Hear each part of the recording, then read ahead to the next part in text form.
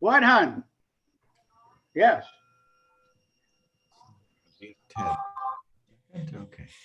So, well, good morning, everybody. We'll hold the prayer up to the screen for those of you. I know we have a couple of new people joining us today, so you can look at the prayer on the screen if you can see it. And otherwise, we'll say it together. Glory be to the Father, who by his almighty power and love created me in his image and likeness. Glory be to the Son, who in his incarnation became man, so that I could become God. Glory be to the Holy Spirit, who divinizes me, Son, makes me a partaker of his divine nature. Glory be to the Holy and undivided Trinity, now and forever.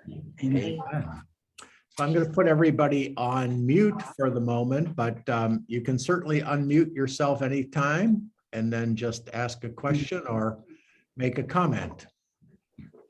But this allows us to talk without any background interruption. And I know we have at least one new person today with us, so just for their benefit, I always say that we can start any place anyone wants, because it's always, we hope and pray, always a Holy Spirit-led gathering. We did have, so if you do want to talk or ask something, just make sure you can unmute yourself, but anytime is fine. Joan, I see your phone lighting up, but if you wanted to say something, you could unmute for a moment. Anyway, we're here. Okay, so so is there anyone who wants to ask or start us off anywhere? I'll do it. Okay. I was thinking about your use of the word presence, and I'm having a little trouble really understanding what you mean by it. Because at one point you said that presence was God. I didn't quite. We'll have to go like that. We'll have to go back and check the tape to see if I said exactly that. Yeah. Maybe. So one of the topics that Earl brought up is the topic of the meaning of presence, because I think on a previous gathering talked about the experience we have of being present to another person, that somehow this has a close affinity or can lead us into what we mean by God. And of course, you know, my mission always is to try to help people see that God is closer to us than we are to ourselves. And that, as St. Paul says, we live and move and have our being in God. In fact, I think he puts it in the form of a prayer. In you, O Lord, we live and move and have our being. So, you know, when you've grown up your whole life thinking of God as a supreme being out somewhere beyond the skirts of the universe, it's hard to get a sense of, somebody's unmuted here. Carol, we're going to mute you for a second. Okay. If I've grown up with the notion of, you know, God as a supreme being, then I tend to imagine God as like unto myself or like unto a being. So that being, if God's a supreme being, you could imagine him as a larger version of almost anything. He could be a larger version of my father. He could be a larger version of Hitler. He could be a larger version of King Kong, for all that matters. And in my experience of people, when they think of God as a supreme being or somebody who's almighty and all powerful, they do tend to tremble in God's presence because they're worried that he could squash me like a bug. And in fact, much of sometimes religious education is used in a way to imply that God not only can do that, but actually is looking for a reason to do it. So people grow up with all kinds of ideas about God.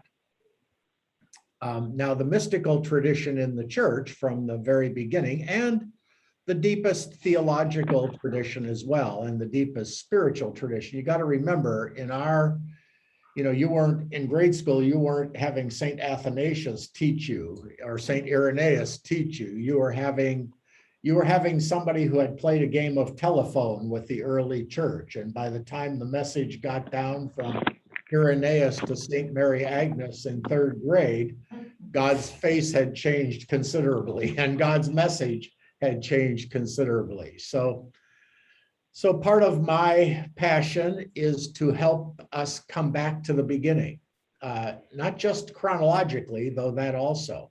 So we want to go back to the early church. Vatican II was about return to the sources. There was a movement in Germany and France that led to the calling of the Second Vatican Council, and this movement was called in French ressourcement, return to the sources, return to the wellspring of our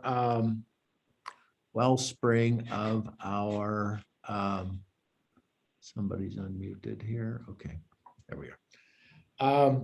Return to the source of our tradition. So the Christian mystery is an extension of the life of Christ into every succeeding generation.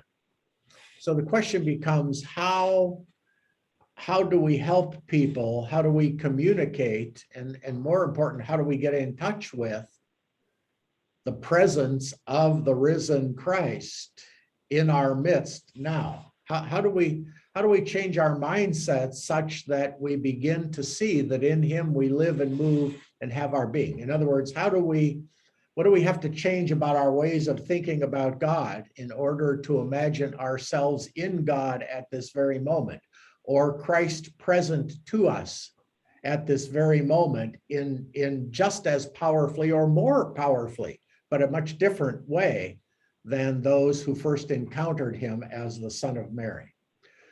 And that has been the challenge St. Paul today in the readings for the gospel today, I think we read from the first letter, St. Paul's first letter to the Thessalonians, which they say was the first letter that Paul wrote to these people that he was going to. And he always said to the Thessalonians, when I preached to you, you had an experience of something. He said, even though I'm not really articulate, when I first told you about my experience on the road to Damascus, and I described how Jesus had said to me, Saul, Saul, why are you persecuting me? And then I said to him, who are you, Lord? And he said, I'm the ones you are persecuting. And so Paul must have explained to the Thessalonians, it's all implied in the letter, but St. Paul tells them in today's reading, if you hear any other gospel other than the one that I preached to you, by this, remember, there were no Bibles in these days. The first New Testament document was this letter to the Thessalonians. There was no Mark, Matthew, Luke, or John. There was nothing. There were just 12 apostles celebrating the Eucharist and saying somehow when we gather to do this, he's with us. But they also had a Pentecostal experience of that happening. Somehow, this gets to Earl's question, even though I didn't intend it to get there this way, but so they experienced a presence. You know how sometimes when they call Ghostbusters, they say there's an evil presence. So presence, the mystery of presence, is difficult to describe. You can't really bottle it up and show somebody what presence is because it's like your shadow. You can't get it. But everybody knows, I think intuitively, what it means. So Paul was preaching. So when Paul preached, and God willing, the same thing when we have these Wednesday gatherings, when Paul preached to people, and I believe it's true with these Wednesday gatherings, certainly it is for me. People say, boy, that was a great Wednesday gathering. Well, I tell you that story about the wedding last time. I told you the story, right? So the guy said, where'd you get that prayer? He said, from the presence. And the word used for God in the Old Testament, and I'm not exactly equating God with presence, but I will say this. our capacity to be present to other people is the presence of God within us. It's both us and the presence of God with us. And I'll talk, if you would like, and I would like, I'll talk a lot more about that. Okay, but basically what Paul was saying was when he himself, Paul, he even said in his letter to the Galatians, he said, "It is no longer I who live, it's Christ who lives in me." So people were struck with the power of Paul, even though he was an unassuming and fairly ugly person from what you hear in other descriptions of this Saul of Tarsus. Small, kind of hunched over. A lot of people wondered about he maybe had a limp or some kind of disfiguration. Very unattractive in himself, but every time he opened his mouth, people felt that there was something going on here and they might not have been able to put it into words. But Paul would say it's the power of Christ who's risen, working, speaking through me to you. So don't believe nothing, don't believe anybody other than me or don't believe anything you've heard except what I told you. And why could he say that with conviction? Because they also experienced, and you can see the same thing with Peter in the Acts of the Apostles. He talks to people and they say, "Is there anything to prevent us from being baptized?" So something, when the early apostles shared, not just about the story of Jesus, but of their own transformation and their own evolving understanding of him being with them. And remember, they had to be reconverted even after the resurrection. They didn't quite know what they were seeing, and they were still afraid.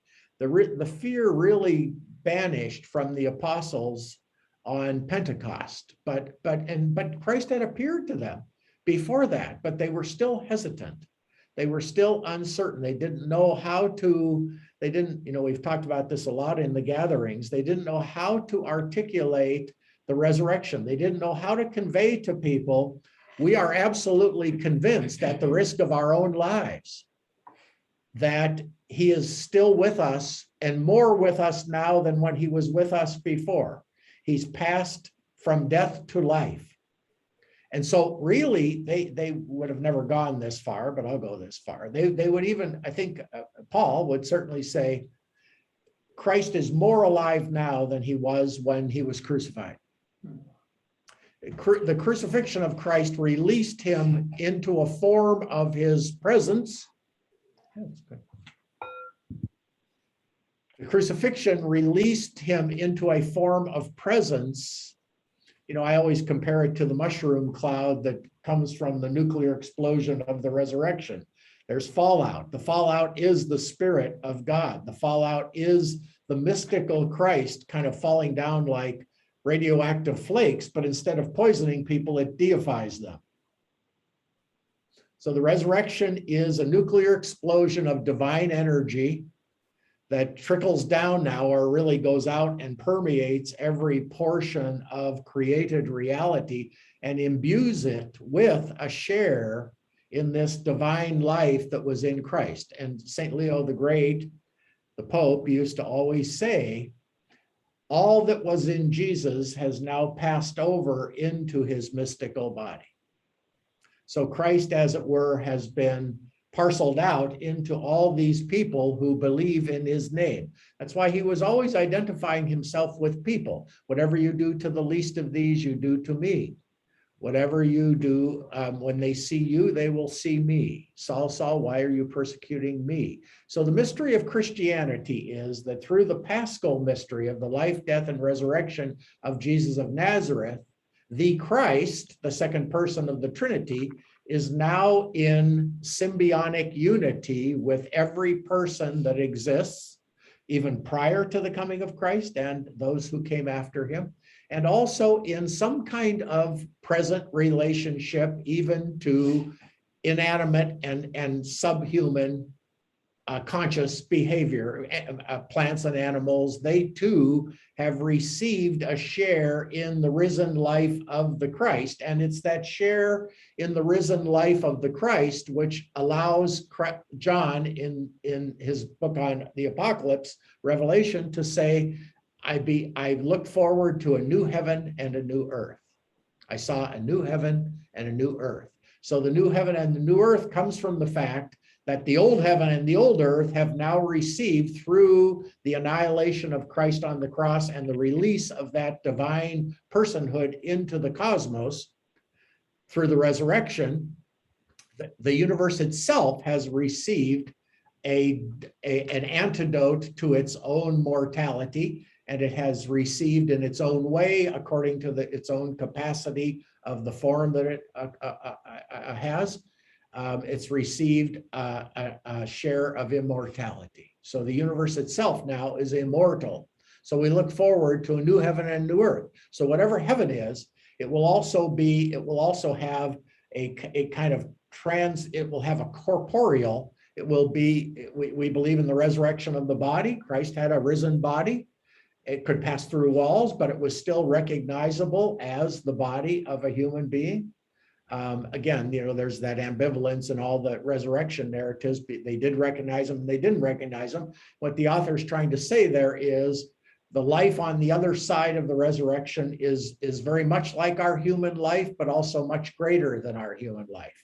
So you will recognize in the kingdom of God in its fullness, what Paul called the pleroma, the fullness, the plenitude of God's redemptive action in Christ, when the full effects of the resurrection are made manifest.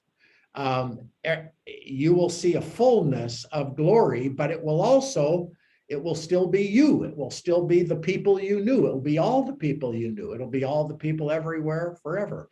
But they will be in the fullness of the person that God intended them to be from before the foundation of the world. So this is the cosmic vision of St. Paul, everything being restored to the way God envisioned it before there was anything at all.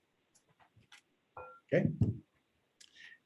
But again, to come back to why we have these gatherings. So then the big challenge and the mission that I have, I believe it's the same mission St. Paul had, was just to begin to help Christians awaken to the fact. I mean, who was it? St. Cyprian, I think, in the early church said, Christians, recognize your dignity. Most Christians hearing that say, what do you mean, my dignity? No, what he's saying there is recognize the fact that you are in God and God is in you. You have been created, you have been restored, and you have been reconfigured. You're like a computer that's been remade, and now you're meant to do great things for God. All it requires is you giving your assent. Let it be to me according to your word. So St. Paul was trying to convince those Christians that they had the same or even a closer relationship to the risen Christ, to Jesus, than those first people who saw him. A lot of those people who saw him rejected him, but those who believe in him, Paul would say that faith comes through hearing, Paul says in his letter to the Romans, fides ex auditu. Faith comes through hearing. And so Paul would say, when you're hearing what I'm telling you and your heart is opening to it, recognize the fact that the presence you feel, the inspiration you feel, the willingness you feel to believe what I'm telling you, recognize that willingness, that inspiration, that openness, that is the risen Christ in you. Come to realize that he is closer to you than he's standing at the door of your heart knocking. But only those who believe what I'm telling them will be saved. Everybody else will remain on the outside of the kingdom, meaning they can still be Christian, they can still go to the Eucharist, they can still go to church, but they will not have enjoyed the real existential, immediate relationship with God that comes through faith. They'll still be driven by fear, but true belief drives out all fear, because true belief. So it's really a kind of awakening. That's why, a lot of non-Christian religions talk about salvation as awakening or enlightenment, but something similar takes place in the Christian faith. Saint Cyril of Jerusalem. There's two great Cyrils in the early church, St. Cyril of Jerusalem and St. Cyril of Alexandria. But St. Cyril of Jerusalem wrote to the people saying, what did he say to those people? I just had it here. Oh, he said, there are Christians and then there are Christians. And he said, there are Christians who go through the motions, kind of like what we would call Sunday Christians or church-going Christians. And then there are Christians who are in the know, he said, who really know God. Or what he's really saying is there's different levels to knowing.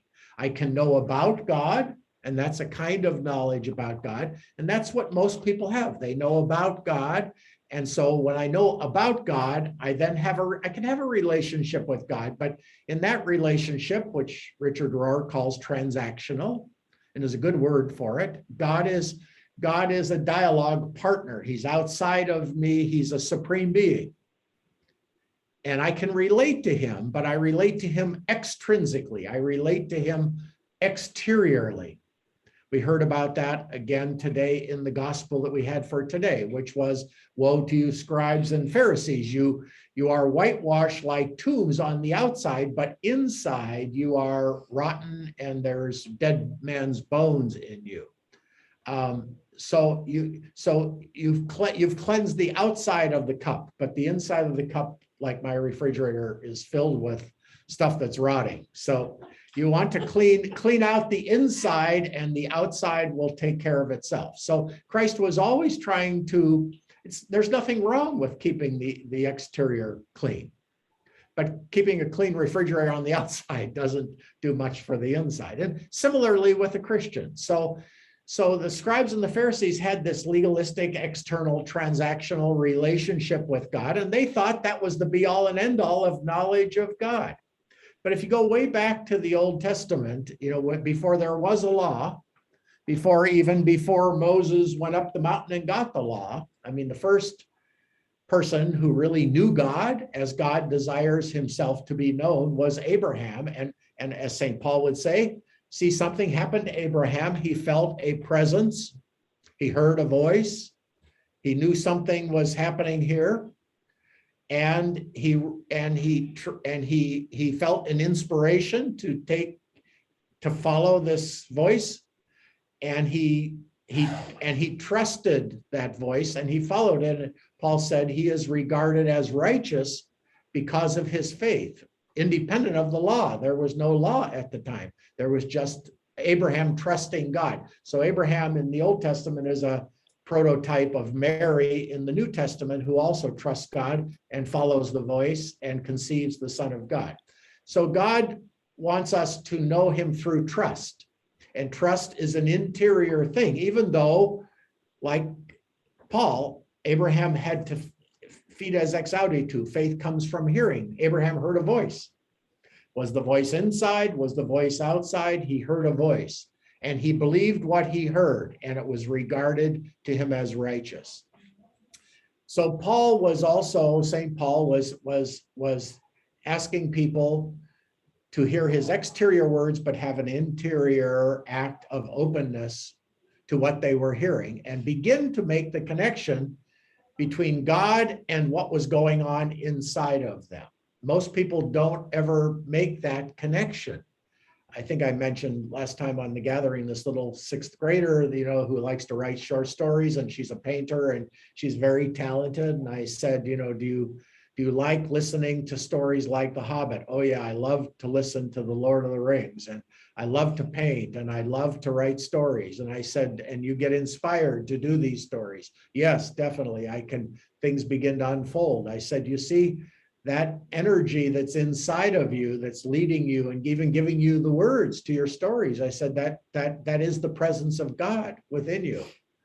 And both she and her parents looked up and said, I never thought of it that way. And most people don't. They don't connect the source of their own experience with God. But God always begins on the inside and works his way outside, not the other way around. Though he also works from the outside in as well. So I don't want to make it an either or. So So the challenge is moving from an extrinsic relationship with God to an intrinsic relationship with God.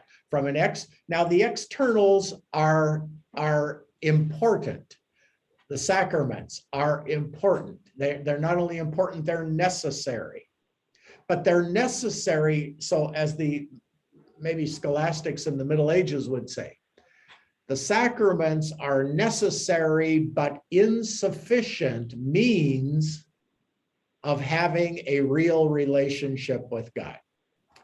I can have the sacraments and still not have a really real relationship with God. I will have a real relationship with God. A transactional relationship with God is a real relationship with God. It's like my friend in New Jersey used to say to me. She said, God's trying to give us the ocean and we all just want to have a cupful. Don't settle for a cupful. Okay, the cup or the sacrament, the cup is meant to give you a taste of the living water. But the living water is an ocean of divine mercy. So I'm meant to swim in God. I'm not just meant to drink a little cup of God's grace. I'm meant to swim in God. I'm meant to be in God like fish are in water. Well, in truth, we are in God like fish are in water. And like fish, we're not aware of the water we're in. Okay. So it's becoming so real, developing a really joyful and free and spontaneous and saintly relationship with God is recognizing that I'm in God already. And it's not a bad thing. It's not a threatening thing. Every good thing that happens to me is because I'm in God. So I'm a fish trying to become aware of the water in which I'm swimming. And that's what the challenge of the gospel is. So my way of doing it is, I have several ways of doing it, but the main one is asking. So I do this a lot, especially at funerals. People die and they're professed atheists, or they say, I didn't practice, geez, Father, it's kind of embarrassing. He went to school here, but he hasn't been back to church for 70 years. And I always say to them, it doesn't matter at all. I mean, really, our relationship with God bears almost no relationship to our church attendance. The sacraments and going to church are the necessary and helpful, but insufficient means for developing a real relationship with God. So let me put it a little differently. You can go to church your whole life, receive the sacraments your whole life, and not know a thing about God, except have a passing knowledge that there is such a mystery. Conversely, you can never have heard of God or ever entered a church and be in closer union with God than the greatest mystics of the church. Okay. Now there's overlap. This is a Venn diagram. Okay. So it's preferable to have both. But they also have a certain independence with each other. This is why in scholastic theology, and I don't go this way because I find that whole route of education has educated millions of Catholics who no longer practice their faith. So I don't talk about the Christian religion in the same mechanical sacramental language that most priests or most Catholic educators do. But for the moment, just to illustrate what I'm saying, I'll just refer back to a kind of a classical Catholic understanding of what I just said to you, and that's this. The sacraments have a power in themselves. The sacraments are what we call efficacious signs. They cause what they signify. So the Eucharist is the real presence of Christ. When I receive the Eucharist, I receive the body, blood, soul, and divinity of Jesus. Even if I'm in a state of mortal sin, I still receive the body, blood, soul, and divinity of Christ.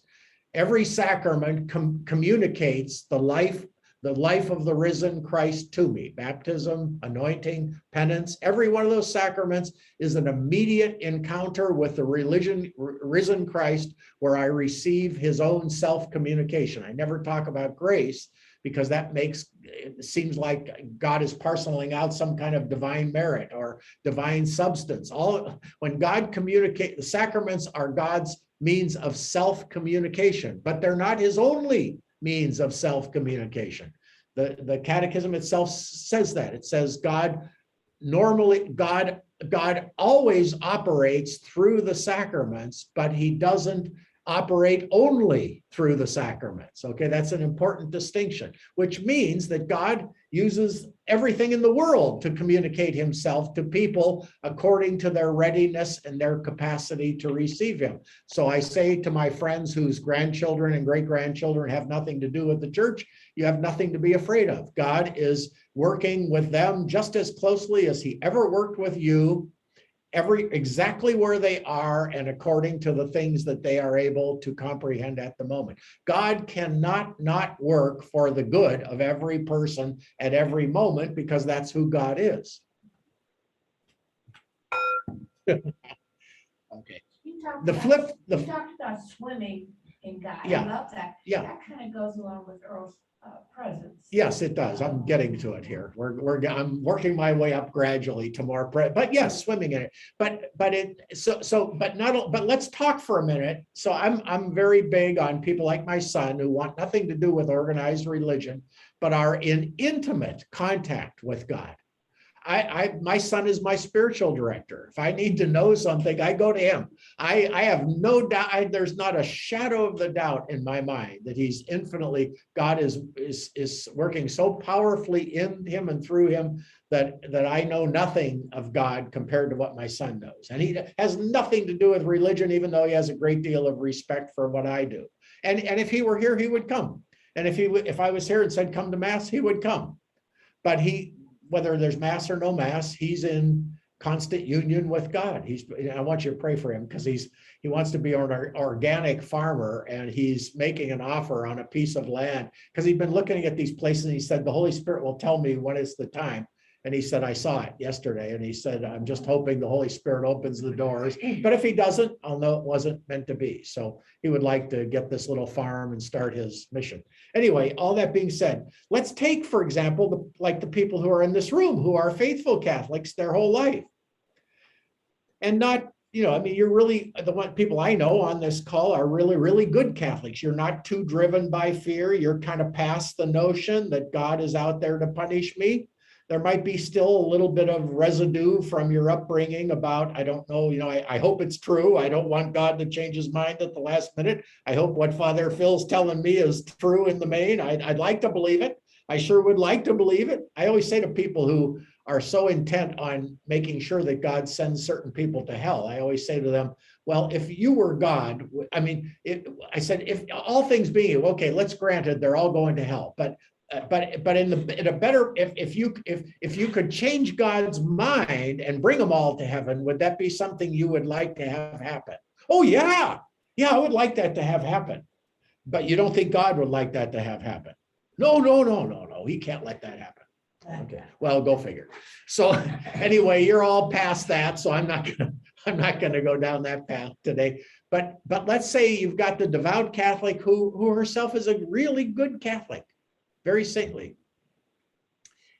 If my relationship with God remains only at the sacramental level, or let's say I go to Mass and I'm thinking about I got to get to Aldi's before they close, and my daughter-in-law is coming over for dinner, and I oh God, did I get the right form of flank steak tonight, for her dinner? And so you're not present. Okay, and I come back from communion, and I say, did we go to communion? Did we have Mass yet? You're like in a blackout. Okay, there's another very important principle in Catholic scholastic theology, which I'm indulging you in just for 5 minutes here, lest I contaminate my soul. And that principle says, while the sacraments are valid ex opere operato, according to their own power, though the sacraments operate automatically as instruments of grace, they also operate ex opere operantis, and I'm no Latin scholar, but what that means is they also operate, or they are fruitful, to the extent that the person receiving them is open and present. That is to say, their mind and heart is not uncluttered with doubt, anxiety, fear. So if I'm afraid of God and I'm receiving the sacraments as an insurance policy against God, I might as well be taking a shower with a raincoat on. Okay, if the shower is the grace of the sacraments or God's self-communication coming down on me, and I have a hard heart, or I'm thinking, I just hate that priest. Why does he have to preach so long? Or any grudge that I bear within myself, it's like an obstacle in the river of grace that's flowing down in me. And that grace flows around those obstacles, okay? I mean, eventually it wears them down. That's why I'm a Catholic Universalist, and in the end, all will be saved, because even the boulders you put in the way of the river of grace eventually get worn down by the river. Don't believe me? Look at the Grand Canyon. Okay, so, but in the short term, the joy that I could be having is in receiving the sacraments. In other words, the reception of the sacraments can bring me into a union with God that really, you know, I want to say that we probably could opine that all things being equal, you know, let's say there are two of my sons, okay, and they have the same spiritual personality. Well, the son who receives the Eucharist in a state of mystical openness is probably better off than the son who doesn't receive the sacraments in the state of mystical openness. In other words, there are degrees of glory. There are degrees of sanctification. There are degrees of deification. As St. Catherine or St. Teresa of Avila said, in heaven, all the stars shine, meaning all the saints shine with divine glory. Some shine brighter than others, but they all shine. They shine to the extent that they wanted to shine. Okay, so that even in heaven, the manifestation of God's glory depends in part on the openness of the degree of presence that I bring to what's going on here. Does that make sense? Okay. So just to sum up this first part of the gathering, I don't want to speak a little since Earl asked, and since it's a passion of mine, and since I'm publishing a brand new book called that, 12 Wicker. The new book is called, my cousin I think is on the call. Carrie, yeah, you're here. She edited my new book coming out, which I don't know if it's any good at all, but it's just 150 pages of meditations on presence. So Earl asked me, what is presence? And I've just written a book that it's called 12 Wicker Baskets, collected fragments on the mystery of presence. That's the title of the book. And I'll give Earl a free copy for asking the question. And I say collected fragments because you remember when Jesus did the feeding of the 5,000, he collected 12 wicker baskets of fragments left over. And I use that title because contemplating the mystery of presence is something that, like the feeding of the 5,000, could go on and on and on and on. So what I'm about to tell you today for the rest of the gathering is fragments in my theological imagination of what presence is and how it figures in to being Catholic, how it figures into being Christian, how it figures into what St. Paul was saying, and how it figured in to the Old Testament even. And I'm going to start with the Old Testament. The word for God, not the word for God, but the word for God, when God showed, how did God manifest himself to the people, the chosen people in the Old Testament? So so with Abraham, I mean, he called him and he told him with a voice, but when the real story of God's journey with this chosen people, I mean, starts with Abraham and it goes through the patriarchs, and then Abraham, Isaac, and Jacob. Jacob had 12 sons, right? And then Joseph goes down into Egypt. Is that right? Yeah. Yes. Abraham, yeah. Yeah. And then God, then all of Jacob's sons come down, including Jacob himself, come down to Egypt because there's a great famine in Israel. I'm getting my history right now. Yeah. But then then a Pharaoh arises who knew not Moses or knew not Jacob. And so Jacob falls out of favor, and the Hebrews, by this time, though, they have metastasized, so there's lots of them. And eventually the Pharaoh starts using them to build the pyramids, right? And make their own stones. And then God said, and the people cry out to the God of Abraham, Isaac, and Jacob and say, deliver us from this slavery. Any allusion to Afghanistan will be bracketed at this point in the conversation. But they cry out, deliver us from this slavery, this persecution, this execution.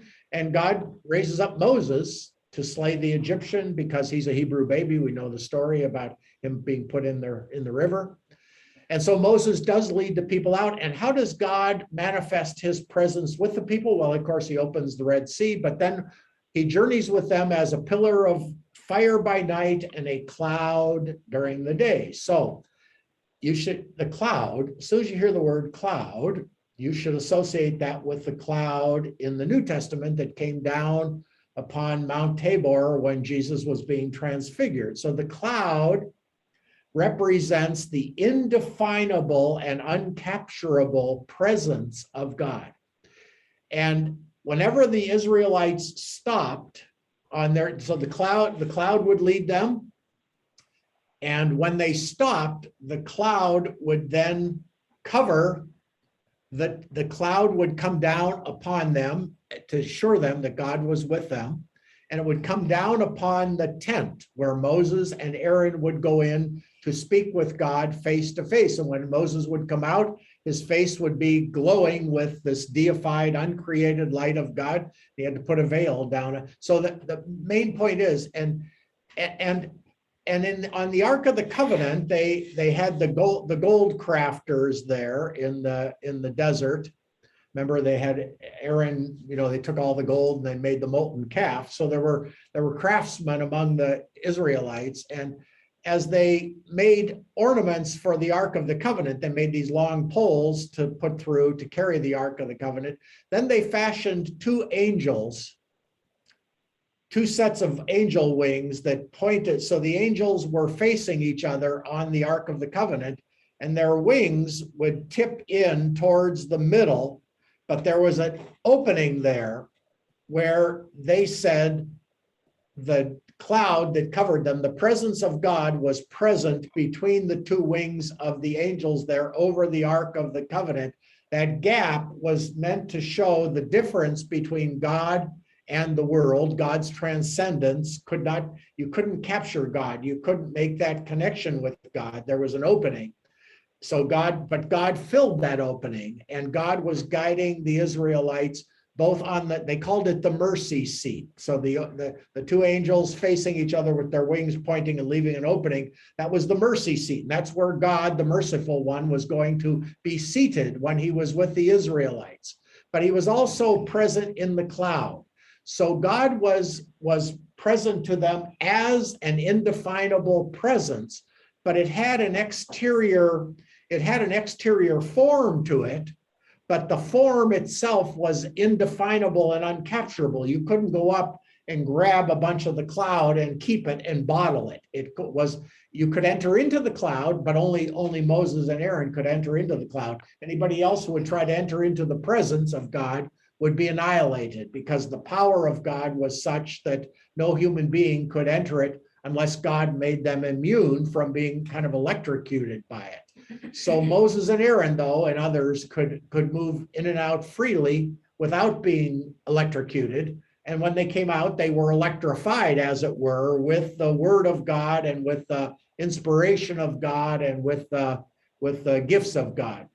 Okay, and so for the Israelites, God was a guiding presence, not exactly a person. They never thought of God as a person. They thought of him as an indefinable presence.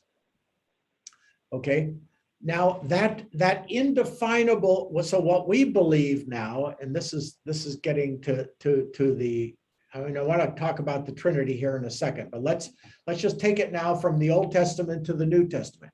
You could say, this is a way of thinking of the transition now. So God is truly present in the cloud that guided the Israelites. Okay, you could say that in the womb of Mary, this cloud that enveloped the Ark of the Covenant and the tent of meeting. Well, this is how the early church fathers talked about Mary. She was the new Ark of the Covenant.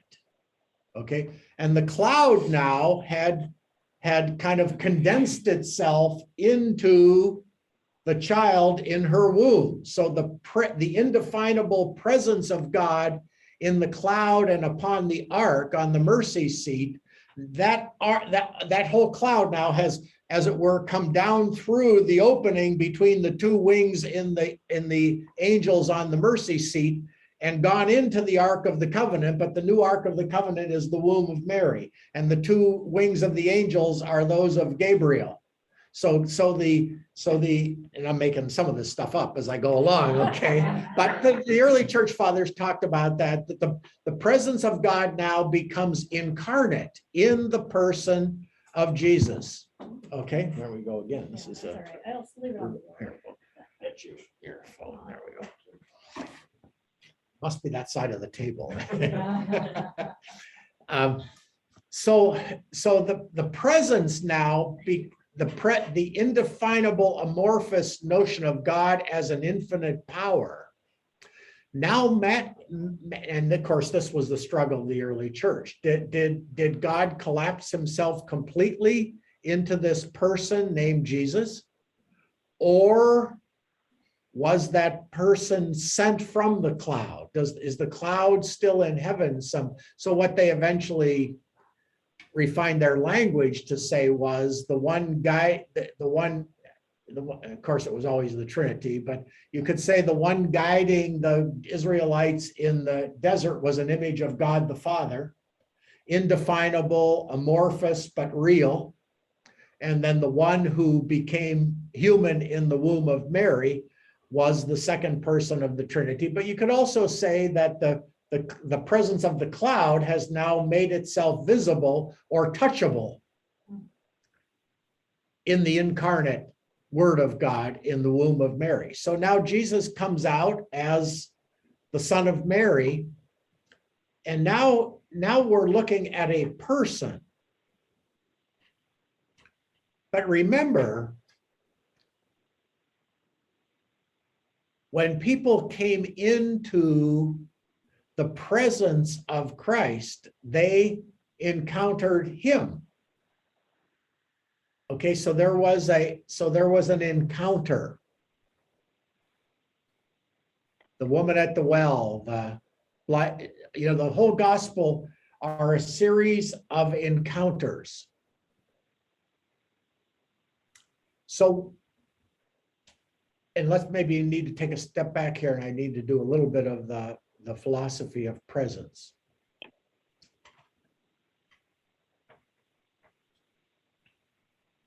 I've mentioned a lot occasionally on this gathering, the man who wrote the book is called Eckhart Tolle, but he tells the story of his awakening, and it was his awakening to the power of presence. And he describes it this way. He said, he was pursuing a course of study apparently at, I think it was Cambridge University or the University of London in England, and he was a brilliant scholar. I mean, he was supposed to become a brilliant scholar, but somehow the career was not really fitting with him, and he was trying to live up to his father's ideals, or I'm not clear on the details of his whole story, but point is he was miserable. And I think there were high expectations placed on him, and he knew he was not measuring up, and he didn't want to measure up, but he didn't know how to get out of it. I don't know what the exact circumstances were, but like many of us in our lives, he was utterly miserable. And he describes in the opening pages of his book called The Power of Now, he describes one night when his misery was particularly intense. And he kept saying out loud, I can't stand to live with myself anymore. And he said, I could feel my own grip on life loosening. He said, I understand people who commit suicide. He said, I couldn't stand it anymore. But then he had describes it as kind of an awakening. He says, another thought came to him. And the thought came in the form of a question. The question was, who is the one, who is the I, who can't stand to live with himself? In other words, he was saying to himself, I can't stand to live with myself. Well, who's the I saying, I can't stand to live with myself? And then it dawned on him, maybe there are two of me, and maybe only one of them is real. And he began to see at that moment, which is what I'm trying to communicate to you here. He began to see at that moment a very powerful awareness. And I believe this is the awareness that Christ brought people into and brings people into. That's why I tend to identify what I'm about to tell you with the presence of Christ within us. We each possess an amazing ability to transcend ourselves. Each of us possesses an amazing ability to be our own self-observer. In other words, I'm feeling sad, and all of a sudden I realize I'm feeling sad. But the one who realizes he's feeling sad is not sad. He's just observing the one who is sad. You know, the example I often use, and I do it almost every Saturday in confession, somebody comes and says, Father, forgive me, I've done, let's just pick a random generic sin. I yelled at my wife and I'm really sorry I did it. And I said, and usually I say to them to try to awaken them to the presence of God within them and the presence of God's forgiveness to them. I often say, how quickly after you got mad at your wife did you realize it? Oh man, almost immediately. And I said, well, do you see there's kind of like two of you. There's the man who was mad at his wife, and then there's the you who realized he was mad at his wife. And did the one who realized he was mad at his wife regret it? Oh yeah, I regretted it. Now, sometimes they say, no, I do it again in a heartbeat. In which case they get double forgiveness. If you knew their wives, you would know. Just kidding. So the one who's able to experience regret is in herself beyond regret. Do you see that? The one who's able to recognize that I'm acting like a crazy woman. The crazy woman observer is not crazy. She's just saying, look at that crazy woman. Well, the real you is the one who's saying, look at that crazy woman. It's just that the crazy woman usually dominates most of my mental space. And in fact, the crazy woman or the crazy man is identical with their mental space. In other words, all evil, all things we do all sin, all the things we do that we regret come from thinking too much. I think that president is doing the wrong thing in Afghanistan, therefore I hate him. And I get mad. So I'm committing the sin of anger because I had the thought this guy should be handling that differently. But in the midst of my hatred, I suddenly have the simultaneous awareness, I'm getting angry. But the one who realizes he's getting angry is beyond anger. He's not angry. It's almost Our true self is incapable of sin. Our true self is the presence of God within us. It's also us. This is the difficult thing, which my book makes perfectly clear in the fourth basket of collected fragments. I go on to say there, yes, Gerald, let me tell you about the book. Yes. In the fourth chapter, I make the point that, no, not really. But really, our true self, our self-observer, is beyond evil. It's the person that God created us to be. You remember when Scrooge in the Christmas Carol was standing with the ghost of Christmas future looking at himself? And Scrooge said, are these visions of things that must be, or are these things of visions that might be? And then he awakened. and he awakened to his true self. He said, I don't have to do that anymore. You see, when we're doing evil, we think we can't do anything else. You know, it seemed like a good idea at the time. It's because we were so identified with our thoughts that we weren't able to put any space between what we're thinking and how we're feeling, because thoughts and feelings are like marionettes together. You pull on one, you've got the other. Okay, but the puppet master is up here pulling the strings. So you don't have to pull those strings if you don't want to. You can transcend your thinking by becoming aware of your thinking. And our awareness of our thinking is not itself thinking. It's simply looking at our thinking.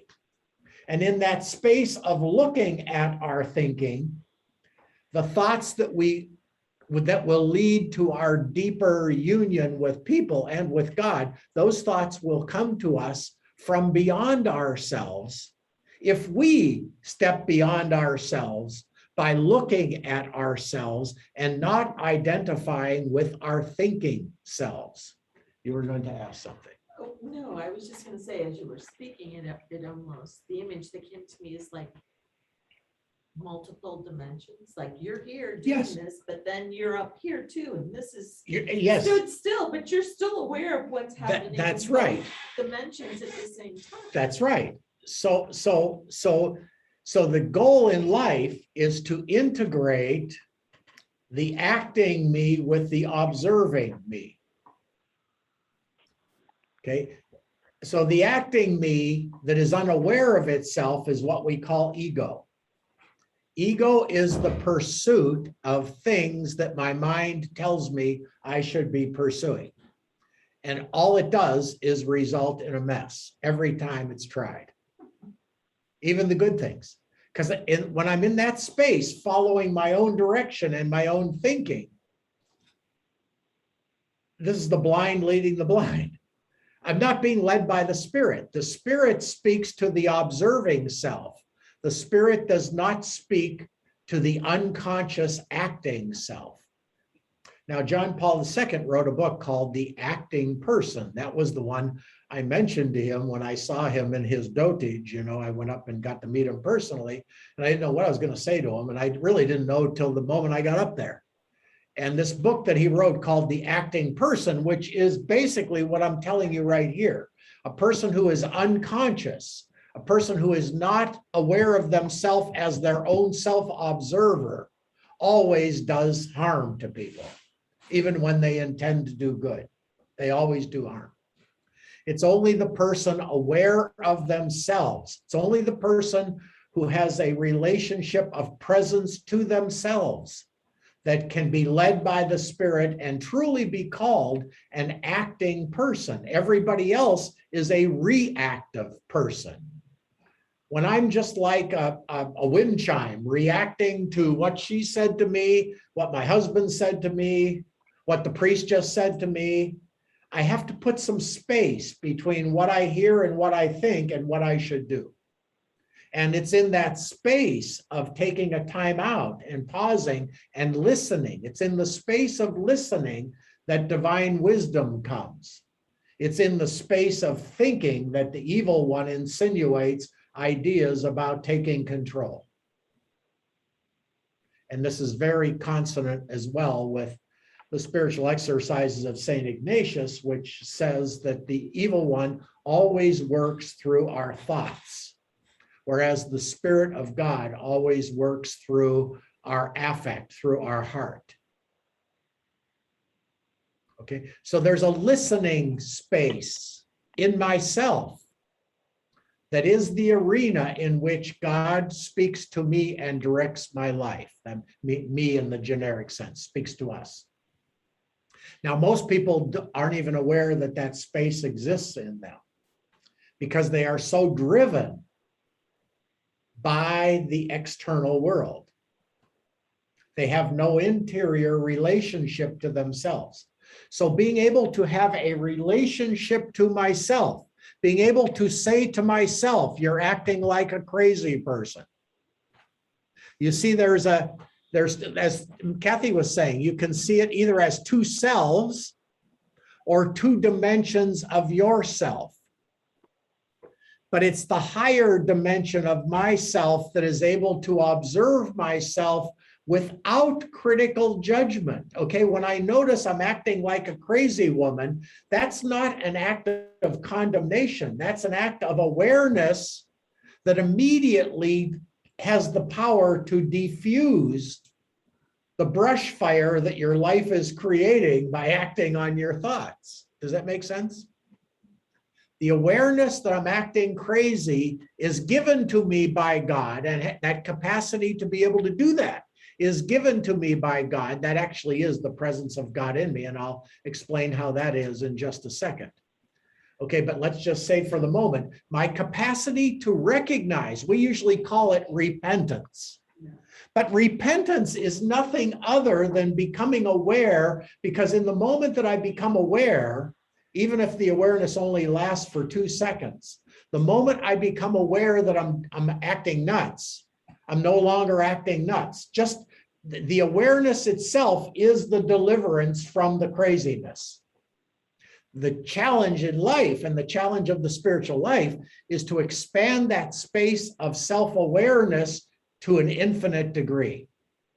Okay, now why do I describe our capacity to be present to ourselves, or to be in relationship with ourselves, or to be our observer of our own selves? Observer in the sense that the observer is the savior of my crazy self. My observing self is the redeemer of my ego. If I live from the internal observer, I will be the redeemer of my own ego. But I'll also recognize that it's not just me. It's this power of awareness and this capacity for awareness within me, which is actually, it is the presence of God within me. It's also the image and likeness of God within me. And it's also the real me. All three of those are true at the same time.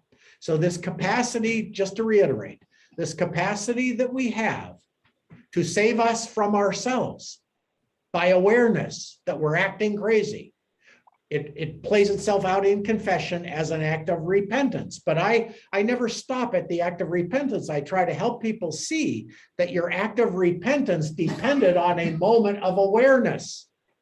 And the moment of awareness was God himself delivering you from the crazy behavior that you're now here reporting to me. Okay, it's not the reporting of it that delivers you. It's the awakening to your problem that delivered you. So you were already forgiven. You were delivered from your sin when you became aware of your sin, because in that awareness, you stopped doing it. Now, you may have gone back to it 10 minutes later, but then again, another sense of awareness dawns on you. Damn it, I'm doing it again. Okay, and then you become aware, I just said, damn it. See, the real self is always one step beyond what it's becoming aware of. You can never become fully aware of this awareness itself, because only God is the awareness of awareness. You'll read about that in chapter 6 when you get the book. You said we each possess an ability to be an observer Of ourselves, of correct. ourselves. Do you believe that we each possess the ability to be a mystic?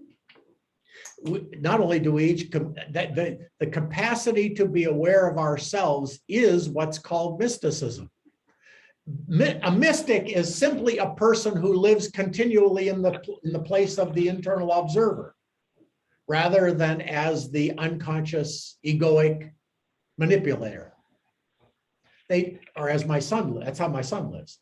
He said this of Bishop Carlson when he first met him. We were walking out of his office. I said, "What'd you think of the bishop?" And he said, "I never thought I would meet a person." And he's saying exactly what I'm telling you in this session. Never occurred to me till now. He said, this is after his first meeting with Carlson, he said, "I never thought I would meet a person who would not say anything or do anything until the Holy Spirit told him what to do." What he was saying there was, this man lives so much in his observing self that he never does anything of his own initiative. It's in that space of pure, non-thinking awareness.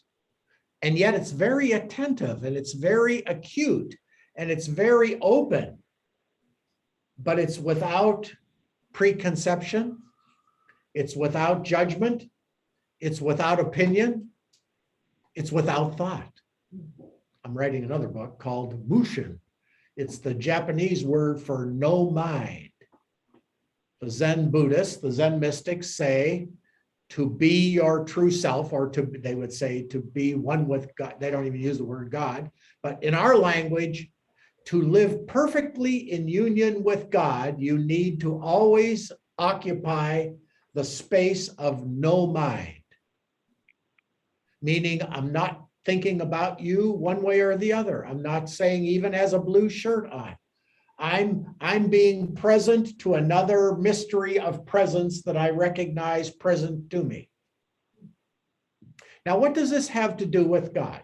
So if I have the capacity to be present to myself, and what I'm suggesting in this gathering today is that capacity to be present to myself is the image and likeness of God that I am. I am made that way because that's how God is in himself. So then we ask the question, how is God present to himself? And I say to you, that's what's meant by the Holy Trinity. The Father is present to the Son, and the Son is present to the Father, like you are present to yourself when you recognize that you're not acting like your own self. You're not acting like the self you desire to be. You're in a relationship of reciprocal presence to yourself. Well, our capacity to stand out and relate to ourselves is why we're in the image and likeness of God, because in the Son, the Father stands outside of himself and observes himself. The Father is present to himself in the Son, and the Son is present to himself in the Father, and we are created in their image and likeness with the capacity to be present to ourselves and to be present to others who are also present to themselves. So what human beings are little Trinitarian mini-me's present to each other. So you're present to yourself, I'm present to myself, and we're present to each other. And the presence to each other is bridged by the Holy Spirit. Now repeat all that and you'll pass the class. No way. This really truly, it's very mystical at one level, but it's also very fundamental at another. A second grader can understand what I just said to you.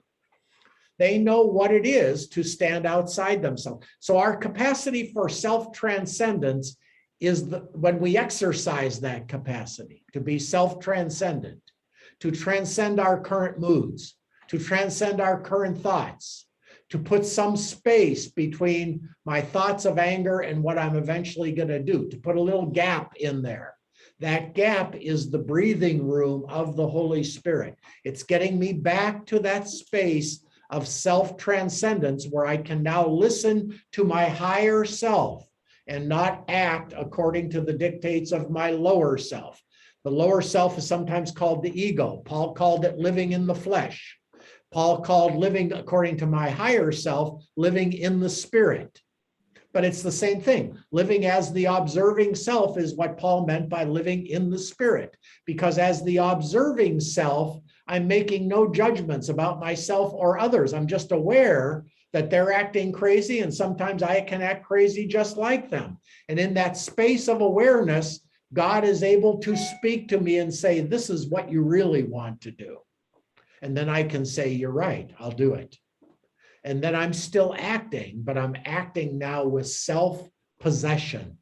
That's what John Paul II called it in the acting person. So when I went up to him at the audience, I mean, nobody's even heard of this book. And those who have heard of it have read it and they don't know what he's saying. There's a joke in Poland. One day it's going to be translated into Polish. And he wrote it in Polish, you know. But I knew what he was saying, because he was saying in that book just what I've just spent this whole gathering talking to you about. Presence is a self-transcendent mystery that begins in the Trinity, of which we are given a share. So whenever I'm exercising self-transcendence, whenever I'm exercising presence means letting you be, becoming aware of you without judgment, without precondition, letting you be you. When I do that, I am acting like God towards you. God is acting through me towards you. And really, that's what happened when Christ healed people. They came into his presence, and he was present to them like he's present to the Father, and like he's present to himself. And in that space of presence, which is the Spirit of Christ, people came into that, and they were able to transcend themselves in that presence. He put them in touch with their own capacity for self-transcendence. They were redeemed. They got a new life. They didn't really get a new life. They got a life that God had always given them, but it had been wallpapered over with all their mental apparatus of what they were supposed to do and what the law was telling them to do, what their parents were telling them to do, and what their own guilty conscience was telling them to do. But none of that is the real you. That's all the sinful self. That's all the ego. Christ stripped away all that wallpaper and revealed to them their own true selves, which he brought out in them by his presence to them, because he never lived out of anything other than his true self or his observing self, which is his identity as the Son. Wow, that's good. Yeah, glad we're recording this. I would like to make a point that I guess maybe at least helps me bring that down to where Mhm. I live. Mhm. And in my struggles with my emotional illness and all that, I found out that what was helping me to heal was when people could be present to me and receive me for who I was. Yes. And then I didn't know what that was, and then I would have to. So in my own ministry then, especially with the dying, going into a room, I tried to say, okay, what can I do to be helpful? And what I learned over the years was be present. Yes. Be truly present. Yes. Well, what that meant was don't be judging what you're doing. Don't be thinking about how you're doing it. And this one psychiatrist taught me, he said, this is presence, Bill. When you're with that person, receive what's there with your whole being. Just forget the mind thing, just receive with whatever. If you start to cry, whatever, just receive what's there, and you will mirror that back, and you will give them the gift of themselves. Yes. And that's been, for me, the most important thing to learn. And what happens if I do that, that I don't judge myself when I walk in the room or walk out of the room, did I do a good job? As soon as I go back into my mind, I'm not present. Right. Does that make sense? Perfect. As soon as I go back into my mind, I'm not present. Yes. And so what you have said to me today is explains to me theologically, spiritually, what's going on. And you've experienced it in your own life. Gosh, but this, Yeah, the ministry of For me, it's so presence. helpful. This is very, very helpful. It's a little bit elusive. You will all have to buy my book. And only because I can't, I mean, I'm so, part of my mission is promoting contemplative prayer. Well, what is contemplative prayer? Contemplative prayer is making a 20-minute effort of sitting as still as you can within the place of no mind. Okay, just being present to my body, listening to my body, listening to my breath. See, that empties the mind of you're still there, but your ego is dissolving. Ego is identical with your thought process. Stop thinking. They said to Eckhart Tolle, what's your greatest accomplishment in life? He says, I've learned how not to think. I've learned how to be. I've learned how to be open to people.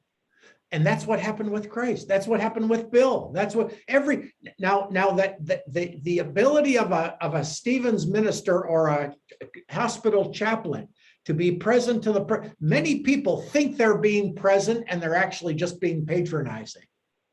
They're still going in there because they're the chaplain. You have to be a nobody when you're really present to somebody. It's to really become present without agenda is a really difficult thing. You think you're present and you're not really. And just try it.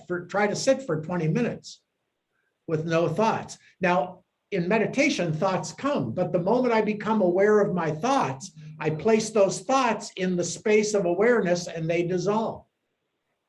It's constantly moving one step back from myself and realizing the one who's able, the stepping back is my true self. It's a constant process of letting go. The Germans have a word for it called Gelassenheit. That's the book just before Wicker Baskets. We've got Gelassenheit, a book about letting go, 365 quotes from Meister Eckhart. And he used to say that you've got to let go of all your ideas of God in order for God as the mystery of presence to impact you.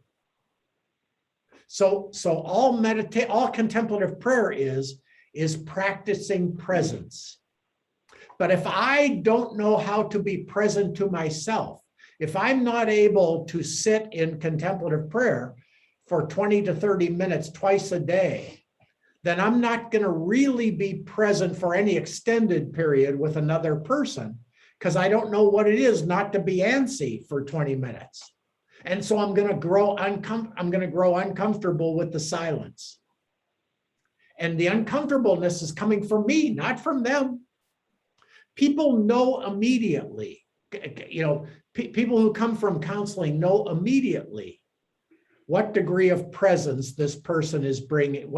And presence is nothing other than agenda-less attentiveness. I'm attentive to you for you to be what you're going to be. There's enough space there where I'm not going to be hurt by what you're going to be. I'm not going to reach out to help you. I'm not going to rush in to make it all better.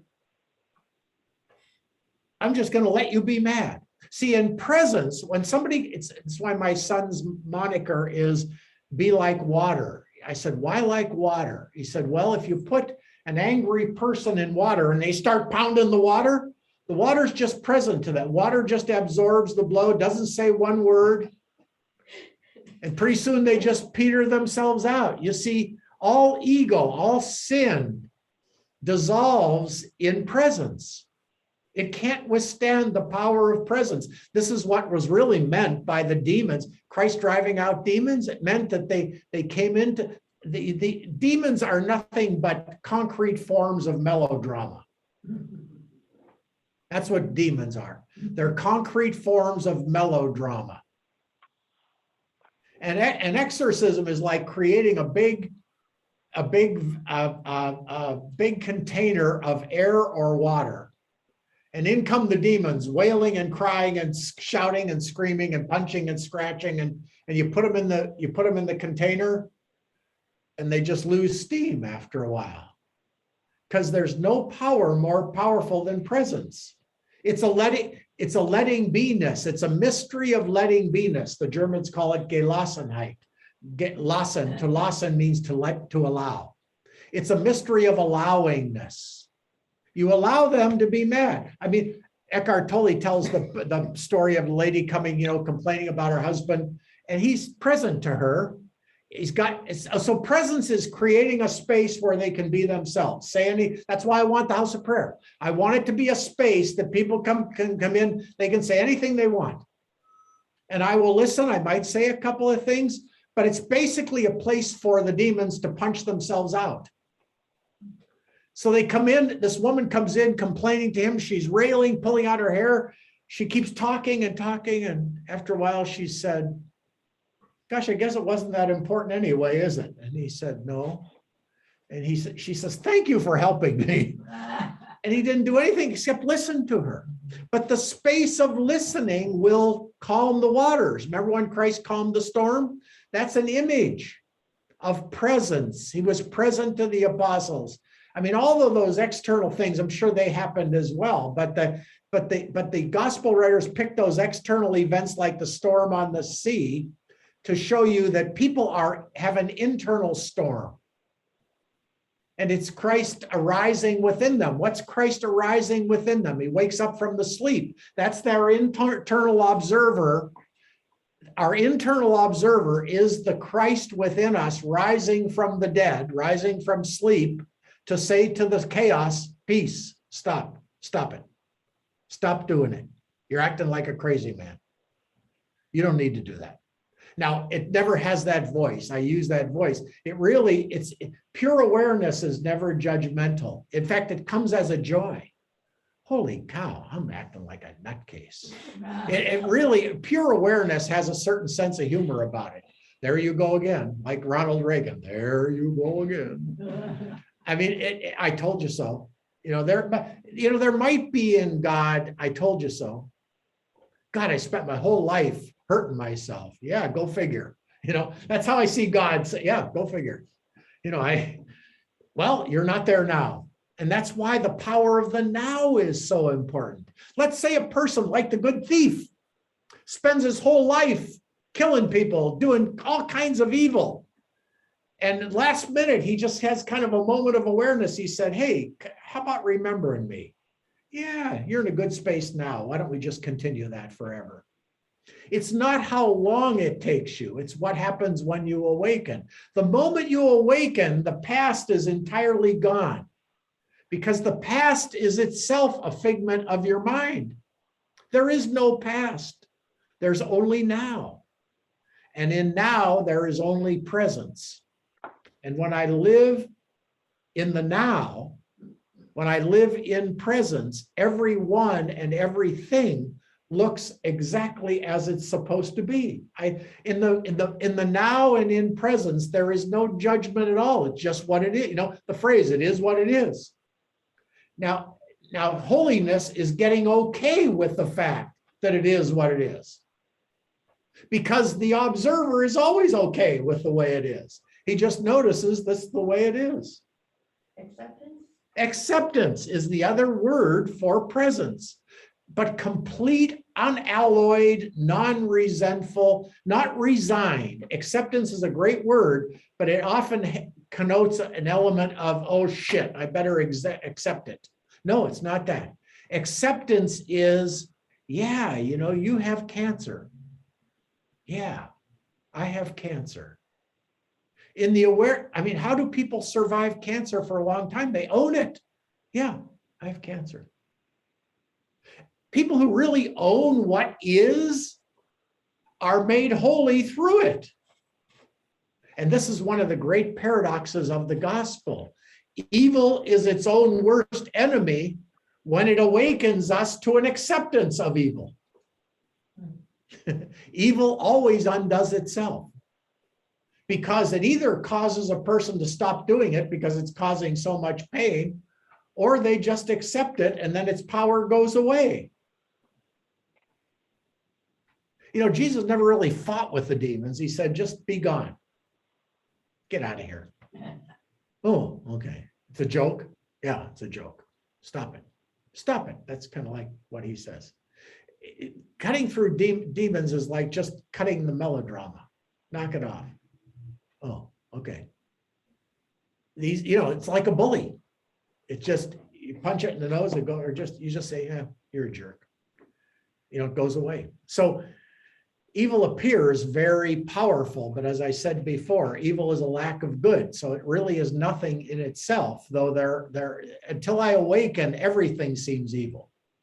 When I awaken, when I accept, when I become the observer, when I live from my own internal observer, I'm incapable of evil. I really am. That's why John in his letter, first letter of John says, those who abide in God cannot sin.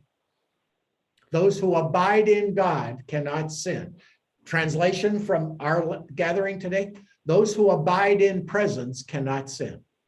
Those whose only mission in life is to be present cannot sin. It's only when I start thinking that I can sin. Perfect presence drives out all fear. Perfect acceptance drives out all fear. Once I accept I'm going to be killed, I'm no longer afraid. Thomas More said, you know, I need your help going up this scaffold, but I probably won't need it coming down. He was already beyond fear. He had accepted, this is my fate. And the acceptance of evil is my redemption. I mean, when I accept my sins, yeah, I was mad at my wife. Well, do you see the one who's admitting he was mad at his wife is beyond being able to be mad? Yeah. Well, that's the only you that God knows. He doesn't even recognize the you that was mad at his wife. God is always the power of presence, from the Old Testament right to the ministry of Christ and now to the Holy Spirit. So you'll just have to buy 12 wicker baskets, fragments, but it really, you cannot contemplate the mystery of presence enough. And you can't try to be present enough. And if I ever get my dream, which it looks like I might, because the Archdiocese, I told them many years ago about my desire to have a house of prayer, but in a recent meeting with, so just FYI, for those of you who haven't heard this, so with a recent meeting with the powers that be in the Archdiocese, it looks like I will be able to stay at St. Andrews until I retire, and I'll be able to do a house of prayer after that. And they'll probably even give me a house to do it in. So I'm very, very, very happy. Wow. But all it will be is helping people get into a space of presence with themselves, with God. Once you realize that when you're present to another, it's no longer you who is living, it's Christ who's living in you. And you and being present are the same as being one with Christ. More technically correctly, it would be Christ is the power. Christ is what makes presence, Christ is what makes our capacity for presence possible. Put all those P's together. Paul says you'll be renewed you'll be transformed The by renewal the of renewal your mind. Yeah. That's what you're talking Yeah, about. and mind, he Right now. means your self-awareness. Mhm. He uses the word nous there, which means it's higher than our thinking capacity. It's our capacity to be self-aware. So our capacity for self-transcendence is the image of God in us. It's also our true self, and it's also the presence of Christ within us. So that's where we want to live. That's where we always, and so even the bad things that happen to us are catalysts to awaken us back into the space of acceptance. The answer to all my problems today is acceptance. Once I accept my problems, it's not that they no longer exist, it's that they no longer dominate me. And then if I really do accept them completely without justification, without rationalization, without complaint, if I truly accept them like cancer and accept it and own it and take it into myself, then wisdom comes to me about how to make it actually my best, how it can then become an instrument of my own inner transformation for good. So that's why enemies can become our best friends once they're accepted. Okay, but we'll talk lots more of that moving down the road. We'll finish with the glory be, and then I'll end on time, and we'll stay on for a little bit if we want to chat further. Okay, so let's finish by the glory be. Glory be to the Father, and to the Son, and to the Holy Spirit, as it was in the beginning, is now, and ever shall be, world without end. Amen. Thank you all.